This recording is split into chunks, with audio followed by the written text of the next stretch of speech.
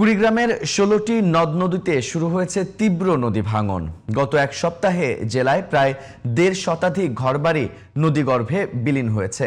সবচেয়ে ঝুঁকিতে রয়েছে কুড়িগ্রাম সদর উপজেলার হলখানা ইউনিয়নের সারডোব গ্রাম। যে কোনো মুহূর্তে গ্রামটি মানচিত্র থেকে হারিয়ে যাওয়ার শঙ্কায় দিন কাটছে নদী পাড়ের মানুষের। কুড়িগ্রাম থেকে মোহাম্মদ মিজানুর রহমানের রিপোর্ট, জানাচ্ছেন তানিয়া আহমদ। কেসারেন শেকড় থেকে শিখরে। নদী কখনো জীবন দেয়, আবার কখনো কেড়ে নেয় সর্বস্ব। কুড়িগ্রাম সদর উপজেলার হলখানা ইউনিয়নের সারডোব গ্রামের ৭০ঊর্ধ্ব বৃদ্ধ দেলোয়ার হোসেনের কাছে ধরলা নদী এখন এক জীবন্ত আতঙ্কের নাম। জীবনের ৭০টি বসন্ত পার করা এই মানুষটি এখন দাঁড়িয়ে আছেন চরম অনিশ্চয়তার মুখে। তিনবার তার সাজানো সংসার আর ঘরবাড়ি গিলে খেয়েছে নিষ্ঠুর ধরলা। এবারও যে কোনো সময় বিলীন হয়ে যেতে পারে তার মাথা গোজার শেষ ঠাঁইটুকু। 3বার বাড়ি ভাঙলেন, ফিরে যে ভাঙবে নিয়েছে। যেখানে বস্তা ফেলা খায়, এখানে বস্তা নাই।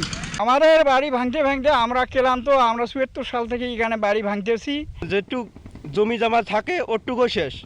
শুধু ধরলাই না, তিস্তা, দুধকুমার ও ব্রহ্মপুত্র নদের ভাঙনেও দিশেহারা কুড়িগ্রামবাসী। নদীগর্ভে বিলীন হয়েছে শত শত একর ফসলি জমি।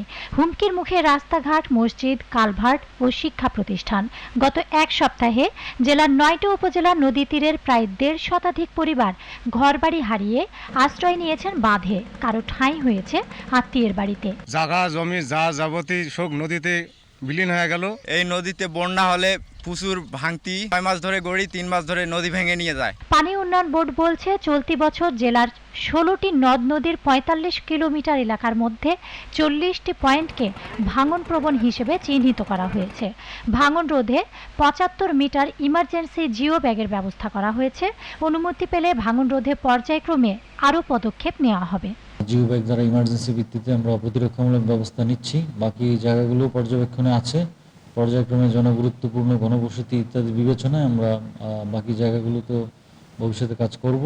ভাঙন কবলিত মানুষের আশঙ্কা, জরুরি ভিত্তিতে নদী তীরে জিও ব্যাগ ফেলে বা স্থায়ী বাঁধের ব্যবস্থা না করা হলে এক সময় মানচিত্র থেকে হারিয়ে যাবে তাদের আশ্রয়স্থল, তাদের গ্রাম।